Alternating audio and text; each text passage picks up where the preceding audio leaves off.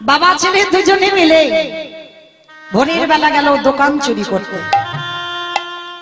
কেমন দিনটা দেখেন, ছেলেটার উপরে কত যাতনা কত কষ্ট ভোগ করলো, তবেই একজন ভক্ত হওয়ার অধিকার অর্জন করেছিল। গোল করে গর্ত করলো, গর্তের ভিতরে বটু প্রবেশ করলো, চাল ডাল আলু সবজি পুডলি করে বেরিয়ে এসেছে। বাবাকে বলছে, বাবা কত তো তুমি চিন্তা করছিলে, দেখেছো আমি সেবার ব্যবস্থা করে দিলাম, চলো চলো এবার তাড়াতাড়ি গিয়ে রান্না টান্না করে এবার অতিথি সেবা দেব। বাবা বলছে, খোকা জগতে যা যা কিছু ঘটাবার মালিক হলো একজন। অনেকে বলে না, তোর জন্য আমার এত কষ্ট জীবনে, বলে না ওই অমুকের জন্য আমার জীবনটাই বরবাদ হয়ে গেল, বলে না, ভুল কথা। কারোর জন্য কেউ কোনোদিন কষ্ট পায় না। সুখ দুঃখ দেবার মালিক একজন, তিনি হলেন বিশ্বের স্রষ্টা মালিক। তুমি সুখী তোমার কর্ম অনুযায়ী, তুমি দুঃখী তোমার কর্ম অনুযায়ী। তুমি কারোর জন্য কষ্ট পাচ্ছ না, আর কেউ তোমায় সুখ দিচ্ছে না, কেউ তোমায় দুঃখ দিচ্ছে না। তুমি যেমন কর্ম করবে ভগবান সময় মতো ফল গুছিয়ে তোমায় পৌঁছে দেবে। তুমি যদি কর্ম খারাপ করো তোমার তো সারা জীবনটা কষ্টে থাকতেই হবে, আর কর্ম যদি তোমার ভালো হয়, ভগবান দুঃখ দিতে গেলে 10 বার চিন্তা করতে হবে আমার ভক্তকে আমি দুঃখ দেব কি করে। তাহলে ভুল করে আজকের পর থেকে বাবা কেউ কোনোদিন কারোর নামে দোষ চাপিয়ে দিও না যে অমুক জনের জন্য আমার জীবনটা এত কষ্ট।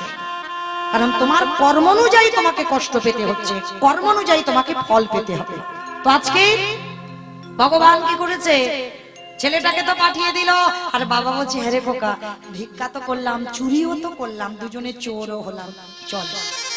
কিন্তু জানিস আমার বাড়িতে একটাও হরিতুকি নেই, অতিথি সেবা দেবার পরে একটু তো মুখশুদ্ধি দিতে হয়, তা সেই যখন চোর হলাম, এই যে লোক দেখে যদি নিয়ে চলে আসতো তাহলে অতিথি সেবা হয়ে যেত, তাহলে ধরা পড়তো না। কিন্তু না, এই লালসাটাও তো ভগবান দেয়।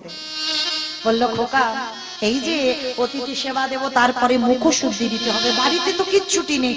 জানা বাবা সেই যখন চোর হলাম, আর একবার তুই যা দোকানে গিয়ে একটা হরিতুকি নিয়ে। ঠিক আছে বাবা বলছো যখন যাচ্ছি। বাবা কি জানতো এই যাওয়াটা আমার ছেলের শেষ যাওয়া হবে। বাবা যদি জানতো তাহলে কখনো কোনোদিন ওই ছেলেটা দ্বিতীয়বারে আর দোকানে পাঠাতো না। বাবা তো জানে না। আবার প্রবেশ করলো দোকানের ভিতরে, দেখে না পানের থালাতে একটা হরিতুকি পড়ে আছে। দোকানদার ঘরে ঘুমাচ্ছে, দোকানে প্রবেশ করেছে বটু, হরিতুকিটা হাতে নিয়েছে, আর ভগবান মনে মনে ভাবছে, এইবার বেটা দেখো তোমার জব্দেদার কেমন করবে।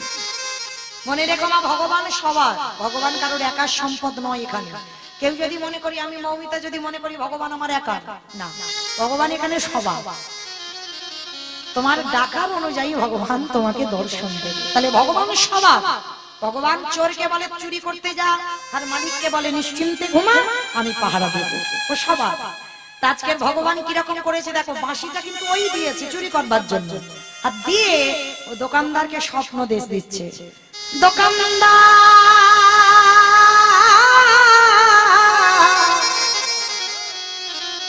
তুমি অমন করে কালে নিদ্রায় আর ঘুমায়ো না। দেখো কিরকম বেটা, চোরকে বলছে তুই চুরি করতে যা, আর মালিককে কিরকম ডাকছে। দোকানদারের ঘুমটা ভেঙে গেছে, আর দোকানে মনে হচ্ছে কি যেন একটা আওয়াজ হচ্ছে। ভোরের স্বপ্ন সত্যি হয়, এটা আপনারা আমরা সবাই জানি। আর ভোরের বেলা দোকানদার স্বপ্ন দেখেছে, আর হরিতুকিটা নিয়ে বটু যেতে যাবে, পাটা লেগে পানের থালাটা উল্টে পড়ে গেছে। দোকানের ভিতরে একটা আওয়াজ হয়েছে, দোকানদার ছুটতে ছুটতে আসছে, আরে চোর চোর চোর চোর চোর চোর বলতে বলতে দোকানে ঢুকছে, আর কান্না প্রাণের ভয় হয়।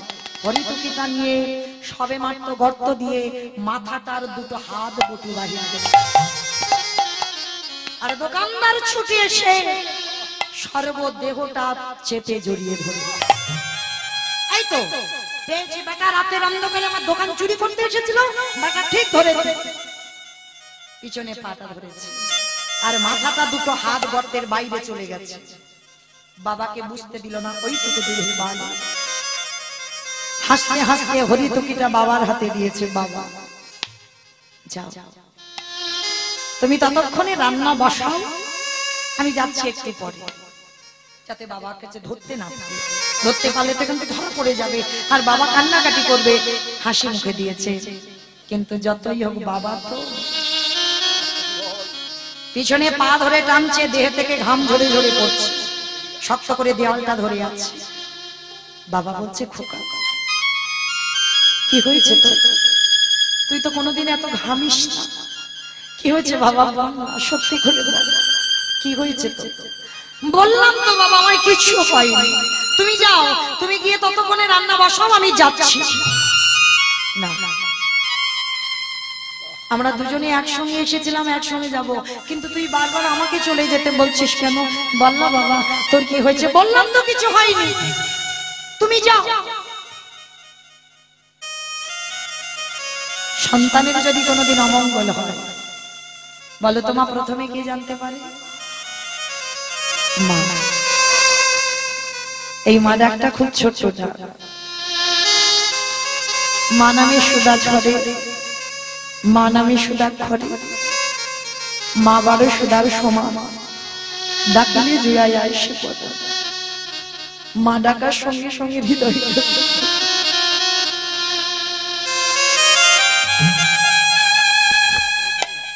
মা ডাকার সঙ্গে সঙ্গে হৃদয়টা তুলে উঠবে।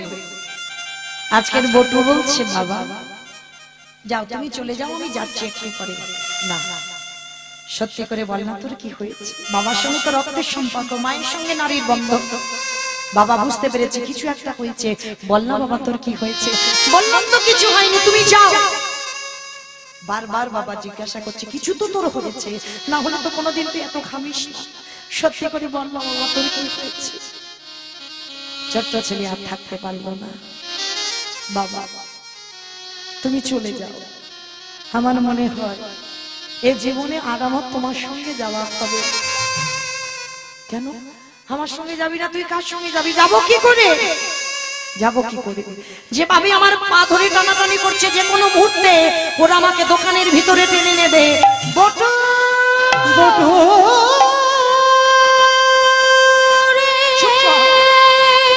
বলিস না বাবা, বলিস না। তুই এমন করে বলিস না, আমি বারণ করেছিলাম তোকে। আমি যে বাবা হয়ে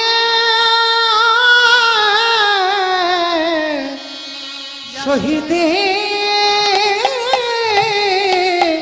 পারিব না। বারবার আমি নিষেধ করেছিলাম, তুই চুরি করতে গেলে ধরা পড়বি, তুই সেই গেলি। এতদিন পরে আমাকে সবাই দেখে বলবে আমি চোরের বাবা, তুই আমার ছেলে চোর। আমরা ব্রাহ্মণ সমাজে কলঙ্কিত হয়ে গেলাম। বাবা একটা কথা বলবো? বল বাবা। কাল সকালে যাতে কেউ বুঝতে না পারে, সকালে যাতে কেউ জানতে না পারে যে আমি তোমার ছেলে, তুমি আমার বাবা, তার বিনিময়ে তুমি একটা ছোট্ট করে কাজ করো। বল বাবা, বল কি করতে হবে? যা করতে বলবি আমি করব, বল কি করতে হবে? বাবা কেউ যাতে জানতে না পারে, ওই অস্ত্রটা দিয়ে তুমি আমার মস্তকটাকে ছেদন করে নিয়ে পালিয়ে যাও। খোকা খোকা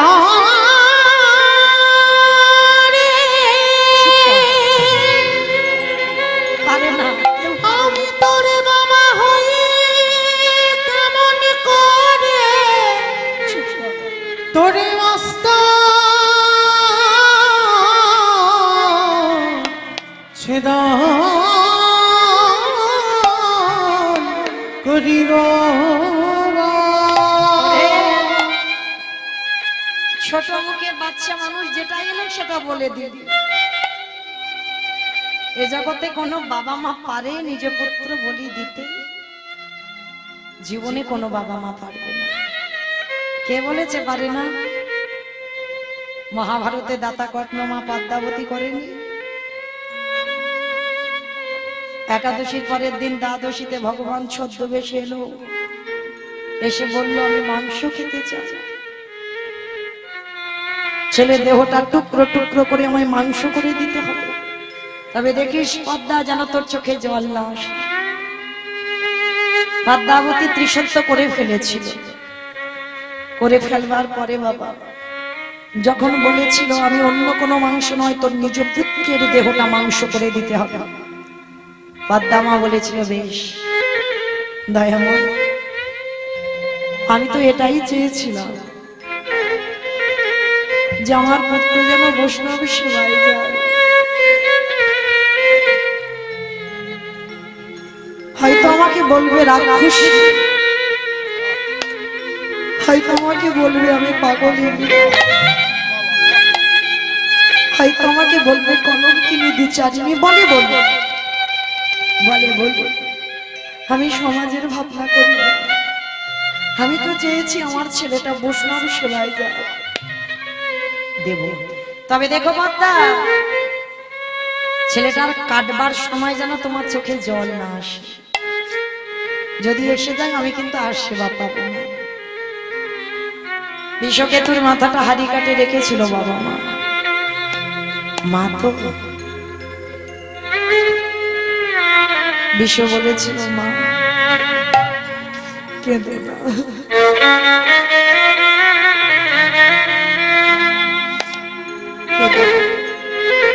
খাচ্ছে কেন? পদ্ম পাতা এক বিন্দু জলে দিয়ে দেখো টলমল টলমল করছে, কখন যে পড়ে যাবে কেউ জানে না। হতে তো পারে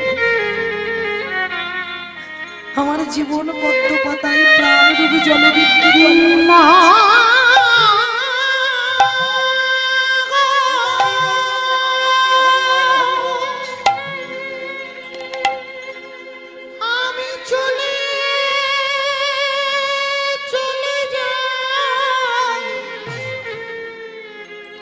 তুমি অমন করে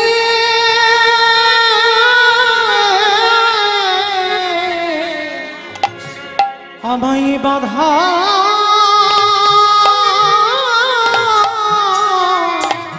দিও না, আমায় হাসি মুখে বিদায় দাও। আমার জীবন নদীর আমার যাবার সময় হয়েছে, নাইয়া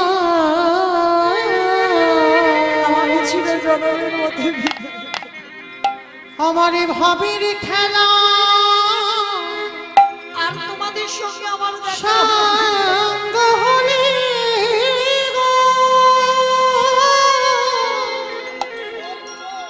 একেবারে দিও পার করিয়া আমার জীবন নদীর নাইয়া, আমার জীবনের নদী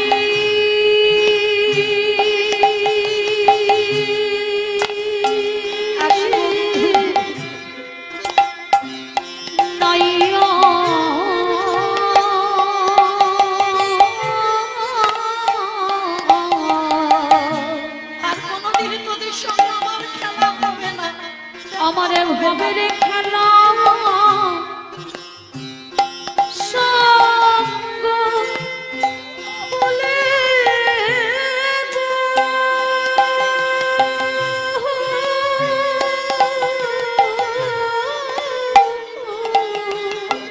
বন্ধু দিও মনে বলিয়া আমার জীবন নদী নাইয়া।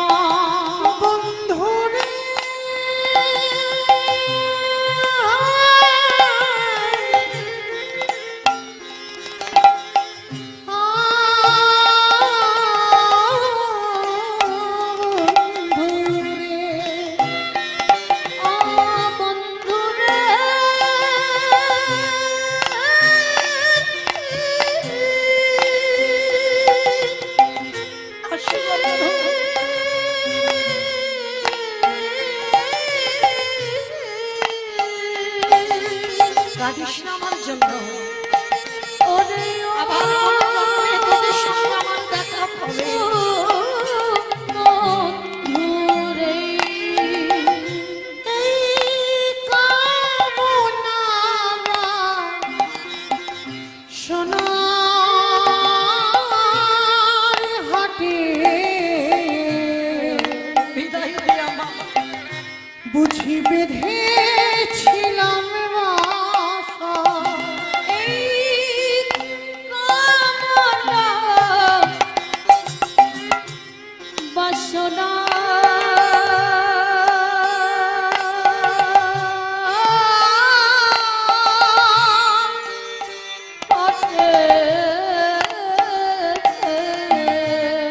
আসি বন্ধু বুঝি বেঁধেছিলাম বাসা। সবই অচল হবে আমার যাওয়ার কালে গো।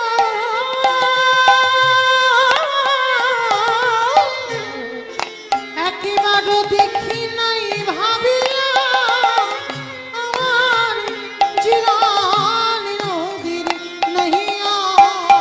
জীবনে নদী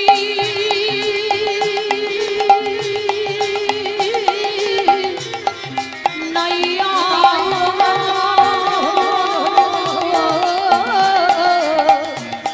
ভবের খেলা সঙ্গ হলি গো। তুই আমার ধরিয়া আমার জীবন নদীর আমি চলে যা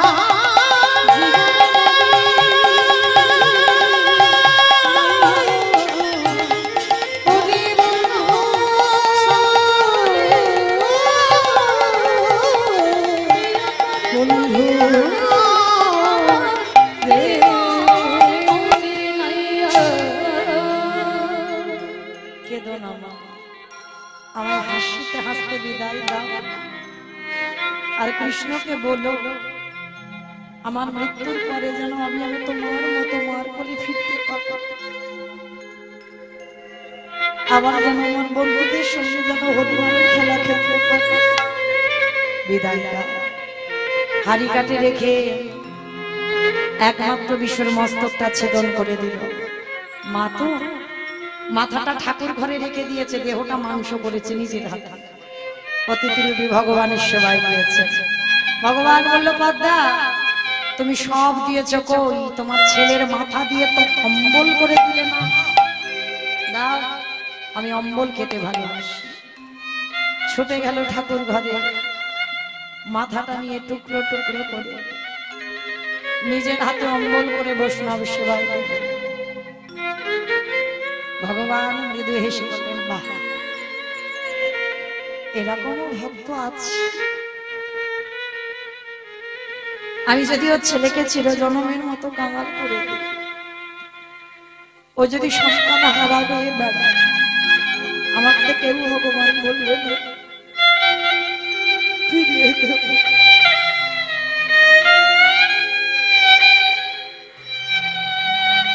আমার জন্য যে কেউ কষ্ট পাবে আমি সহ্য করতে পারবো না। পদ্মা, শিশু বালক না হলে তো আমি সেবা পাই না। যাও, একটা শিশু বালক এনে দাও। আবার না না, ভয় নেই, আর আমি তাকে মারবো না। তোমার ছেলেকে মেরেছি বলে কি আমি আমার তাকে মারবো না? এনে দাও। পদ্মা মা ছুটে গেল মাঠে, আর গিয়ে দেখছে গো সবার মাঝখানে বিশ্বকে তো হরিনামের খেলা খেলছি। মা নিজের চোখকে বিশ্বাস করলো না, আমি কি ভুল দেখছি? মা গিয়ে দাঁড়িয়ে আছে, বিশ্ব ছুটতে ছুটতে এসেছে। মা, ও মা, কি দেখছো তুমি দাঁড়িয়ে দাঁড়িয়ে কাজ? হ্যাঁ রে খোকা, তোর কিছু হয়নি কেন? হবে কেন? আমি তো সকাল থেকে খেলা করছি। পদ্মা মার বুঝতে দেরি হলো না, বিশ্বর হাতটা ধরে নিয়ে ছুটলো ঘরে। ঘরে গিয়ে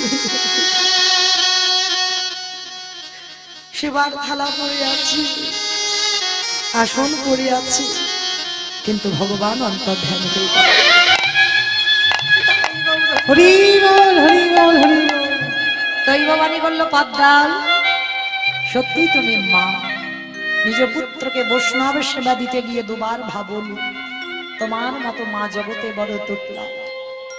আজকের কথাটা বলছে বটু, বলছে বাবা হতেও তো পারে যে চারজন তোমার বাড়িতে বসে আছে তোমার আরাধ্য দেবতা। ধরো অস্ত্র ধরে আমার মস্তক ছেদন করে দাও না। পারবো না। পারতে তোমাকে হবে। কোনটা চাও, অতিথি সেবা না নিজের ছেলেকে চাও? কোনটা চাও? না আমি অতিথি সেবা দেবো। তাহলে কেন দেরি করছো? ধরো অস্ত্র, কাটো মাথা। অস্ত্রটা তুলে নিয়েছে, গর্তের বাইরে দেহটা আছে, হাতটা আছে, আর সন্দীপনমণি অস্ত্রটা নিয়ে একমাত্র সন্তানের মস্তকটাকে ছেদন করে দিয়েছে। আর ওই কাটা মন্ত্রটা কৃষ্ণ কৃষ্ণ কৃষ্ণ কৃষ্ণ কৃষ্ণ কৃষ্ণ কৃষ্ণকে কৃষ্ণ কৃষ্ণ কৃষ্ণ কৃষ্ণ কৃষ্ণ দেখা তেরে। ওই কৃষ্ণ কোথা, কৃষ্ণ কোথা প্রাণ সখা হে। আমি কোথা গেলি দনশান পাবো আমার প্রাণ সখারে। বাবা ছুটে গিয়ে কাটা মুন্ডুটা তুলে নিয়েছি, চল পালাই চল। আর আমি তোকে এখানে রাখবো না, চ পালাই চল। ছেলের দেহটা নিয়ে যমুনার তীরে গিয়ে দূর করে ফেলে দিল। যে ছেলে কৃষ্ণ বলবে না ওর মাথা নিয়ে কি করবো, ফেলে দিল। আর এদিকে দোকানদার যেই না মুন্ডুটা কেটে নিয়েছে, পাটা টেনে দেখে না গলায় যোগ্যসূত্র। এ তো ব্রাহ্মণের ছেলে। চল, যদি লোকজন জানতে পেরে যায় ব্রহ্ম হত্যা করেছি তাহলে কি হবে? গ্রাম ছাড়া করে দেবে। চল, এর দেহটা নিয়ে যমুনায়। বাবা মাথা দিল যমুনায়, দোকানদার দেহ দিল যমুনায়। ভাসতে ভাসতে ভাসতে ভাসতে একই জায়গায় এসে গেছে। আর এদিকে সন্দীপনমণি ওদিকে রন্ধনের ব্যবস্থা করেছেন। ভগবান সেবাই বসবার আগে বললেন, হে মুনিবর, সকাল হতে একটু দেরি আছে, চলো স্নানটা করে আসি, তারপরে সেবা হবে। আর যেখানে স্নানে গেছে বাবা যমুনার ঘাটে, সেখানে ছেলের দেহ আর মাথাটা ভাসছে। বাবা পিছন ঘুরে আছে, অতিথিরূপী ভগবান বলছে, হে মুনিবর, কাদের ছেলে গো? আহা গো, কি সুন্দর সোনার চাঁদের মতো ছেলে। হ্যাঁ গো, ভালো করে দেখো তো, তুমি চেনো, তুমি দেখেছো? এক বাক্যে বলে উঠেছিল সন্দীপনমণি, আমি চিনি না, জানি না, ওকে দেখিও না। ভগবান চমকে উঠল, নিজ পুত্রকে অস্বীকার করে দিল বৈষ্ণব সেবা দিতে গিয়ে। তা ভগবান চতুরের চূড়ামণি চালাকি করে বলছে, শোনো, তুমি সত্যি বলছো না মিথ্যা বলছো? আমি কিন্তু ধ্যানে বসতে পারি, আর ধ্যানে বসে যদি আমি বুঝতে পারি তোমার সঙ্গে রক্তের সম্পর্ক আছে, আমি কিন্তু আর সেবা পেতে যাব না। চরণ দুটো জড়িয়ে ধরলেন, হে বৈষ্ণব, এটা অন্য কেউ নয়, আমার একমাত্র পুত্র বটুর দেহ। কি করে হলো? সমস্ত ঘটনাটা প্রথম থেকে খুলে বললেন। বলার পরে ভগবান গোপী অতিথি বলছে, দাঁড়াও দাঁড়াও, কান্নাকাটি করো না, তোমার ছেলে বেঁচে যাবে। আমার এই ঝোলাতে একটা ওষুধ আছে। তীরে তুলেছে দেহটা আর মাথাটা, তীরে তুলে নয়ন ইঙ্গিত করে ব্রহ্মাকে ডাকছে, হে ব্রহ্মা, দেখো তো জোড়া লাগাতে পারো কিনা। ব্রহ্মা চেষ্টা করছে, জোড়া লাগাতে পারছে না। হে ভোলানাথ, দেখো তো তুমি পারো কিনা জোড়া লাগাতে, পাচ্ছে না। ভগবান স্বয়ং নামের নামী তিনি নিজেই গিয়ে জোড়া লাগাচ্ছে, জোড়া লাগছে না। মা বলেছিলাম কীর্তনের শেষে দুটো প্রশ্ন আছে, উত্তর দিলেই ছুটি। তাহলে এখন প্রশ্নের একটা উত্তর দাও, কে কীর্তন শুনেছে বোঝা যাবে। ব্রহ্মা বিষ্ণু মহেশ্বর কেউ পাচ্ছে না জোড়া লাগাতে, প্রশ্নের আগেই উত্তর বেরিয়ে গেছে। মানে মৌমিতার কীর্তন শুনে শুনে আমার থেকে বেশি মুখস্থ। তাহলে ভাইরা, ব্রহ্মা বিষ্ণু মহেশ্বর কেউ পারলো না, বাকি আছে কে? নারদ। ভগবান নারদকে বলছে, নারদ, দেখো তুমি জোড়া লাগাতে পারো কিনা। নারদের অভ্যাসটা কি? হাটে মোরা রে মধু কইটাবে ভাঙা গোপাল গোবিন্দ মুকুন্দ সৌরে রুদ্ধনি। হরে মুরারি মধু কৈতব হারি গোপাল গোবিন্দ মুকুন্দ সৌরে। রাম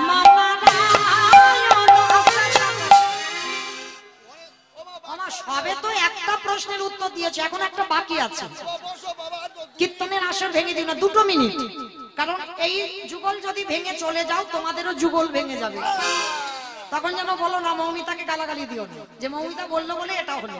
কারণ রাধা গোবিন্দের যুগল কোনোদিন ভাঙতে নেই, যুগলে দাঁড় করাই তারপরে ভেঙে দেবে না আসর। কেমন? রাম মুকুন্দ মধুসূদন কেশব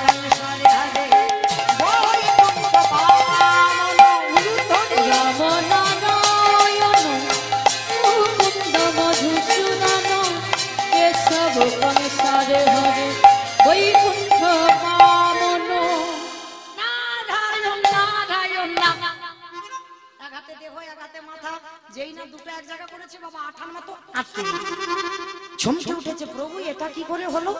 তোমরা সৃষ্টিকর্তা, রক্ষাকর্তা, পালনকর্তা, তোমরা জোড়া লাগাতে গেলে লাগলো না, আর আমি ঠেকাতেই জোড়া লেগে গেল, কি করে হলো? বলে হে দেবর্ষি, মনে করে দেখো ত্রেতা যুগের কথা। কে গো? সেই যে হনুমান সাগরে সেতু নির্মাণ করছিল, রামচন্দ্র ফেললো, ডুবলো। ভাই লক্ষণ, হ্যালো, কটা বাজে? 7:25। 7:25। আমি জিজ্ঞাসা করিনি, রামচন্দ্র জিজ্ঞাসা করেন।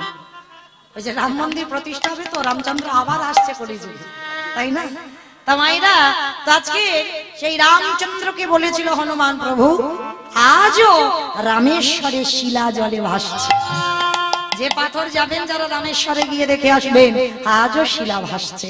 তাহলে ত্রেতা যুগে রাম নামের এত ক্ষমতা ছিল, রাম রামের গুণে শিলাটা জলে ভাসছে। ফিরে আসেন লীলায়, দেবর্ষি নারদ বলছে, প্রভু বুঝতে পেরেছে, আর অত খুলে বোঝাতে হবে না। ত্রেতা যুগে রামেশ্বরে রাম নামের গুণে শিলা ভেসেছিল, আর আজকের আমার হরি নামে কাটা দেহ জোড়া লেগেছে। প্রভু একটু দাঁড়াও, আমি যাব আর আসবো। বলে নারদ কোথায় যাচ্ছ? বলে প্রভু আমার জন্য একজন অনেক দিন ধরে বসে আছে। বলো তো দেখি কে বসে আছে? বাহ, সেই মর্তধামের মা। যে প্রশ্নটা করেছিল কীর্তন গাইলে কি হয়, শুনলে কি হয়, যারা একাদশী করে তাদের কি হয়, আর যারা খায় ঘুমায় সিরিয়াল দেখে তাদের কি হয়, বলেছিলাম তো, সেই মার কাছে গেছে। তবে মাটা সাধারণ মা নয়, দেবী দুর্গা যোগ মায়া। কারণ মাকে আশ্রয় না করলে ভগবানের লীলা পূর্ণ হয় না। এইবার মার কাছে গেছে, ও মা, সবে উত্তর পেলাম। বলে কি পেয়েছো নারদ?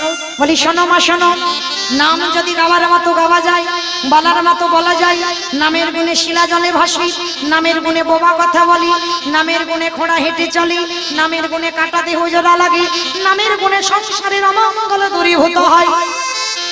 এতগুলো জিনিস হবে হরি নামের গুণে। তবে হ্যাঁ, নাম শুনলে হবে না, নাম গাইলে হবে না। কি করে শুনবো, কি করে গাইবো? আচ্ছা মা, তরকারি বানাতে পারো? তরকারি বানাতে গেলে তেল দেবেন, হলুদ দেবেন, লঙ্কা দেবেন, জিরে দেবেন, তেজপাতা দেবেন, ফোড়ন দেবেন, কাঠ দেবেন, উনান দেবেন, গ্যাস দেবেন, সব দেবেন। কোনটা না দিলে খাওয়া যাবে না? নুন, লবণ। লবণ না দিলে তরকারির স্বাদ হবে না। অন্যান্য কিছু না দাও তো খাওয়া যাবে, কিন্তু লবণ জিনিসটা এমন, ওইটা না দিলে ঠিক স্বাদ হবে না। আচ্ছা বাবা, লবণের কথা কেন এলো? এটাই তত্ত্ব। শ্রী রামকৃষ্ণ পরমহংসদেব নরেনকে বলেছিল, এই শালা। কোন শালা? আসতে সব এখানে সেরে নেবে।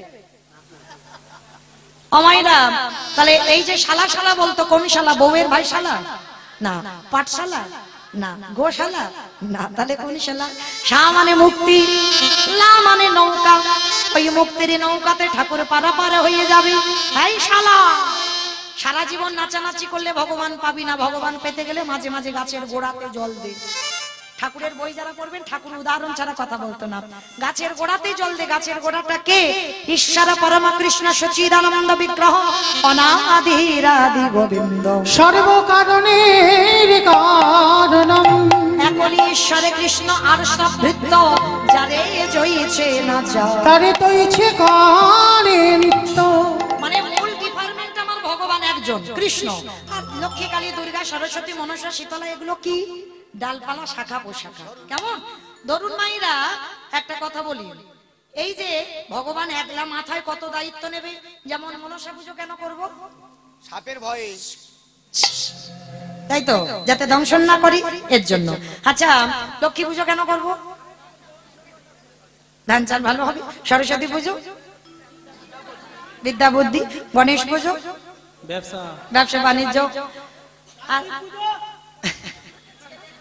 কার্তিক পুজো, কার্তিকের মতো ছেলে চাই। এই যে এক একটা দায়িত্ব দিয়েছে, কিন্তু মূল গাছের গোড়া হচ্ছে আমার ভগবান। আরো ধরো পরিষ্কার করে বলি বাবা, ধরো না বাবা মা বর্তমান জীবিত, এক সংসারে 5টা ছেলে বউ নাতিপুতি আছে। আচ্ছা বলো তো মা, নিমন্ত্রণ কার্ড যদি আসে, পত্র যদি আসে, কার নামে পত্র লেখা হয়? বৌমার নামে পত্র আসে। শুনেছো কোনোদিন? বাবা মা, বাবার নামে। মা যদি নাও হয়, বাবার নামে আসবে। আর বাবাকে বলা মানে ও ছেলে পুলে নাতিপুতি সবাইকে বলা হয়ে যাবে, আলাদা করে কাউকে বলতে হবে না। কিন্তু যদি বড় ছেলের নামে আসে, তাহলে কিন্তু আলাদা করে সবাইকে আবার নতুন করে বলতে হবে। এটাই নিয়ম, তাই না? তাহলে আমাদের বিশ্ব পিতাকে ভগবান আর যদি একবার ভগবানকে প্রণাম করো, লক্ষ্মী, কালী, দুর্গা, সরস্বতী, মনসা, শীতলাকে যদি প্রণাম নাও করো, ভগবান বললেন আমি নিজে থেকে সবার কাছে পৌঁছে দেব। তাই গৌর পরমাত্মা। হরি বল। কিন্তু এখনো তরকারির খবর হলো না। তরকারির খবরটা হবে তো, তবে তো জানবো। এটাই তথ্য। তরকারিতে লবণ দিলে তবে তরকারি স্বাদ হয়। আর চোখের জল যদি কারোর বদনে যায় দেখবেন লবণ। কীর্তন শুনলে হবে না, কীর্তন গাইলে হবে না। ওই লবণ রূপী চোখের জলে যদি গোবিন্দ চরণে দিতে পারো, যদি কিঞ্চিত এক বিন্দু গোবিন্দ চরণে চোখের জলে যায়, সেদিনে তুমি জানতে পেরে যাবে কীর্তন শোনা বা কীর্তন গাওয়া তোমার নরজন ধন্য হলো। তোমার নরজন ধন্য হলো। যেদিন কৃষ্ণ বলে কাঁদিতে পারবে, তোমার নরজন ধন্য হলো। ফিরে আসুন লীলায়। এইবার দেবর্ষি নারদ আর ব্রহ্মা বিষ্ণু মহেশ্বর এখনো নিজ রূপে আসছে না, ছদ্ম রূপে আছে। সন্দীপনী মানে স্ত্রী হলো মহামায়া দেবী। মহামায়া ছেলেকে তো ফিরে পেল, বটুকে ফিরে পেয়েছে। তিনজনে মিলে বলছে কে তোমরা? ভগবান এইবার ধরা পড়ে গেছে। আরে বাবা আমি অন্য কেউ নয়, আমি বৈষ্ণব। বৈষ্ণব? তুমি যদি বৈষ্ণব হবে, তোমার চরণ ধুতে গিয়ে দেখলাম ধ্বজবজ্জম কুশ চিহ্ন, অঙ্গ থেকে বাইরে হলো চন্দন কর্পূরের গন্ধ, বদন থেকে বাইরে হলো ক্ষীরেশ্বর ননীর গন্ধ। ভালোই ভালোই বলছি পরিচয়। আরে বাবা আমি অন্য কেউ নয়, আমি বৈষ্ণব। আবার বলে বৈষ্ণব। পরিচয়টা দাও। উফ কি জ্বালায় পড়েছি, কালকে থেকে এসে বলছি আমি বৈষ্ণব বৈষ্ণব, আবার বলি বৈষ্ণব। আমার ছেলেটা মরে গিয়েছিল, আমি পা ধরে কি কেঁদেছিলাম? বাঁচালে কেন? বাবা কান মুলছি, নাক মুলছি, জীবনে আর ভুল করবো না, এখন আমি আসি। দাঁড়াও, এসেছো নিজের ইচ্ছায়, যাবে আমার ইচ্ছায়, অত সোজা নয়। পরিচয়টা দাও। নারদ বলছে দয়াময়, তুমি তো ভক্তকে কৃপা করবে বলে ধরায় নেমেছো, তাহলে এখনো নীরব হয়ে দাঁড়ায় আছো কেন? আগে বলে দেখাবো তোমার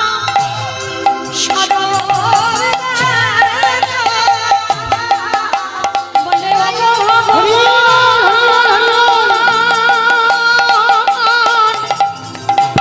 ওগো দয়াময়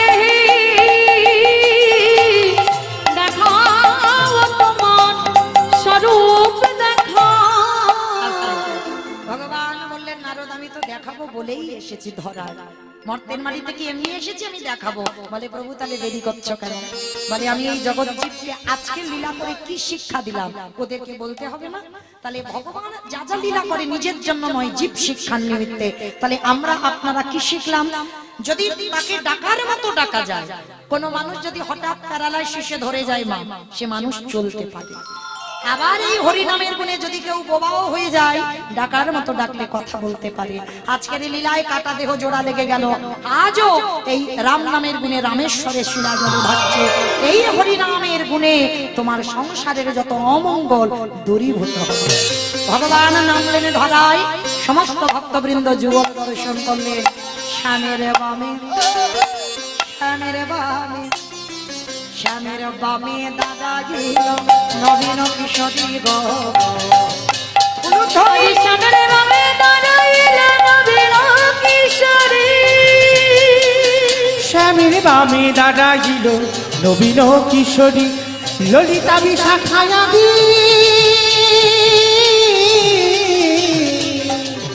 ওই যত সহচরী গো, যত সহচরী।